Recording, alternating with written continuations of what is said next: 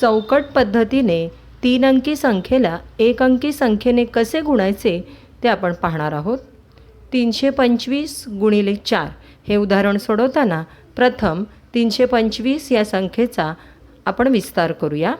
3 शतक, 2 दशक, 5 एकक म्हणजेच 300 अधिक 20 अधिक 5 हे विस्तारित रूप. हे विस्तारित रूप आपण चौकटीत मांडून घेऊयात. 300, 20 आणि 5.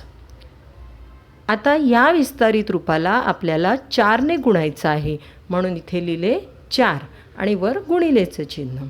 प्रथम 300 गुणिले 4 यांचा गुणाकार आपण करूया 1200. तो चौकटीत 300च्या खाली मांडून घेतला. त्यानंतर 20 गुणिले 4 यांचा गुणाकार आला 80. तो आपण 20च्या खालच्या चौकटीत मांडून घेतला. त्यानंतर 5 गुणिले 4 यांचा गुणाकार आला 20. तोही आपण 5च्या खालील चौकटीत मांडून घेऊया.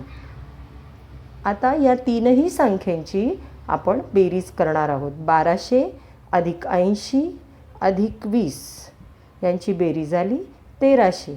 म्हणून 325 गुणिले 4 या उदाहरणाचा गुणाकार आला 1300 म्हणजेच 1300.